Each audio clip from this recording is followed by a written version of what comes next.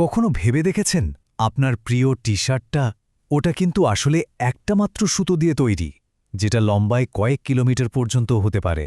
অবাক হচ্ছেন তাই না? আমাদের প্রতিদিনের এই সাধারণ পোশাকগুলোর ভেতরেও কিন্তু এক অসাধারণ ইঞ্জিনিয়ারিং লুকিয়ে থাকে। চলুন আজ আমরা সেই লুকানো স্থাপত্য বা আর্কিটেকচারটাকেই একটু খুলে দেখি। আচ্ছা, একটা সাধারণ টি-শার্ট আর একটা সোয়েটারের হাতার কাফটা, এদের মধ্যে আসল পার্থক্যটা কোথায়? দুটোকে পাশাপাশি রাখলে মনে হবে যেন সম্পূর্ণ আলাদা দুটো জিনিস, তাই না? কিন্তু আসল রহস্যটা কিন্তু এদের ওপরে নয়, লুকিয়ে আছে এদের কাঠামোর ভেতরে, একটা গোপন ভাষায়। আর সেই ভাষাটা বুঝতে হলে আমাদের একদম মূলে যেতে হবে, মানে একটা মাত্র সুতোর পর্যায়ে। জানেন, আমাদের বেশিরভাগ আরামদায়ক, মানে যেগুলোতে একটু টানলে বাড়ে, সে কাপড়গুলো কিন্তু বোনা বা উইভেন হয় না। এগুলো আসলে তৈরি হয় একটা লম্বা অবিচ্ছিন্ন সুতো দিয়ে, যা লক্ষ লক্ষ ফাঁস বা লুপ তৈরি করে। ব্যাপারটা অনেকটা একটা কম্পিউটার প্রোগ্রামের মতো। ভাবুন তো, কোডের একটা মাত্র লাইন, মানে এক্ষেত্রে একটা মাত্র সুতো, কিছু সহজ নিয়ম মেনে চলে একটা কি দারুণ জটিল আর কার্যকরী কাঠামো তৈরি করে ফেলছে। এখানে প্রত্যেকটা লুপ যেন কোডের এক একটা লাইন। তো চলুন এবার পুরো পোশাকটা থেকে ফোকাস সরিয়ে আমরা এর একদম ডিএনএর দিকে তাকাই। মানে একটা মাত্র নিট স্টিচ। বলা যেতে পারে এটাই হলো সেই পরমাণু যা দিয়ে বাকি পুরো কাপড়টা তৈরি হয়েছে। এই ছবিটা কিন্তু খুব জরুরি, একটু ভালো করে খেয়াল করুন। দেখুন, প্রত্যেকটা লুপের আসলে তিনটে মূল অংশ থাকে। একদম ওপরে যে খিলানের মতো অংশটা, ওটাকে বলে নিডল লুপ, এখানে এইচ দিয়ে দেখানো হয়েছে। এরপর যে দুটো খাড়া অংশ, সেগুলো হলো লেগস, মানে এল। আর সবশেষে নিচের যে ভিত্তিটা, ওটা হলো সিঙ্কার লুপ বা এস। এই সহজ তিনটে অংশ মিলেই কিন্তু বারবার রিপিট হয়ে পুরো কাপড়টা তৈরি হয়। মানেটা কি দাঁড়ালো?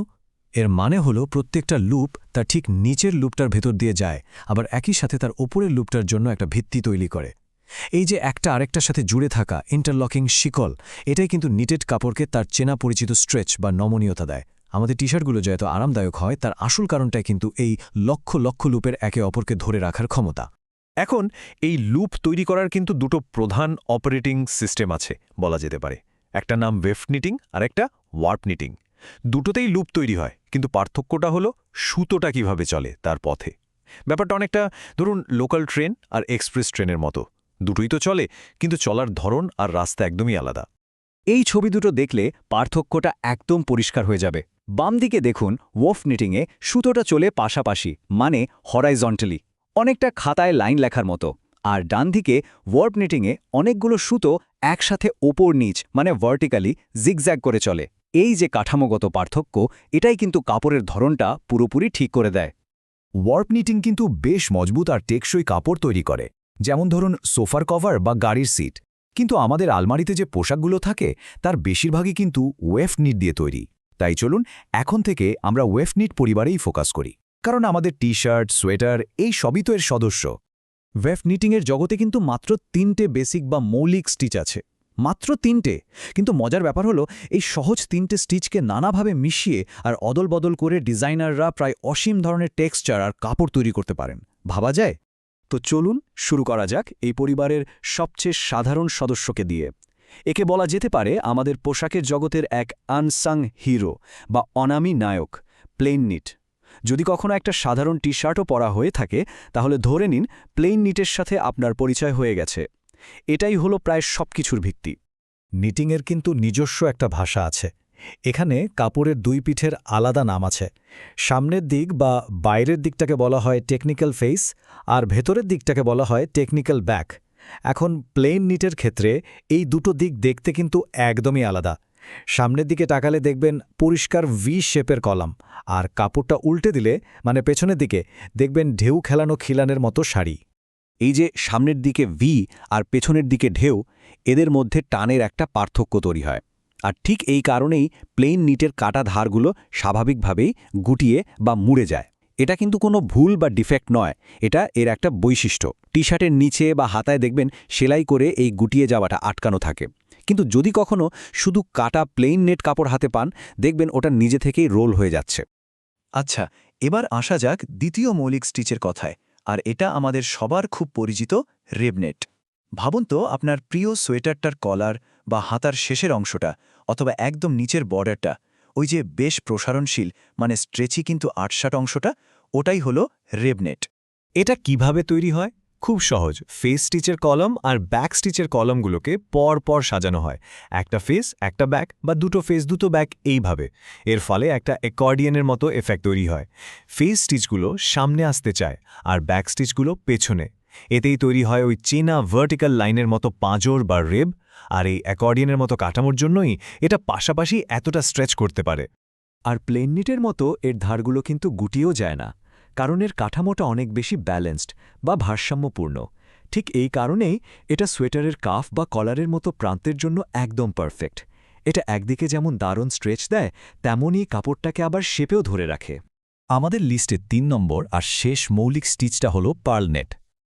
এটাকে ঠিক প্লেন নিটের উল্টো বলা যায় না, বরং বলা যায় এক অন্যরকম আত্মীয়। যেখানে প্লেন নিটের দুটো দিক দেখতে আলাদা, পার্ল নিটের কিন্তু দুটো দিকই দেখতে একই রকম, মানে এটা রিভার্সিবল। একটু মনে করার চেষ্টা করুন, রিব নিটে আমরা কলম অদল বদল করছিলাম, তাই না?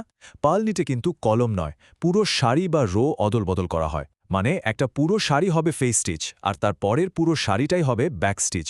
এর ফলে যে কাপড়টা তৈরি হয় তার দুটো দিকই দেখতে লাগে প্লেন নিটের পেছনের দিকটার মতো, ওই ঢেউ খেলানো টেক্সচার। তো এই বেসিক স্টিচগুলো তো গেল, কিন্তু আসল মজাটা শুরু হয় যখন নিয়ম ভাঙা হয়। এখানে নিটিং শুধু টেকনিক না থেকে একটা শিল্প হয়ে ওঠে। চলুন এবার দুটো এমন চতুর ভুল দেখি যেগুলো আসলে ভুল নয়, বরং খুবই ইন্টারেস্টিং ডিজাইন এলিমেন্ট। প্রথমটা হলো ট্যাক লুপ। ভাবুন তো, একটা নিডল যেন একটু লোভী হয়ে গেছে। নতুন একটা লুপ নেওয়ার সময় সে তার আগের পুরনো লুপটাকে ছেড়ে দিল না, বরং দুটোকেই একসাথে ধরে রাখল। এই যে ডাবল লুপটা, এটা কাপড়ের ওপর একটা ছোট্ট বুদবুদের মতো বা ভাঁজ তৈরি করে। আর যখন এই কাজটা হাজার হাজার বার করা হয়, তখন থার্মাল কাপড়ের মতো একটা ওয়াফেল টেক্সচার তৈরি হয়। এই টেক্সচারটা বাতাস আটকে রেখে শরীরকে গরম রাখতে সাহায্য করে। আরেকটা হলো মিস লুপ।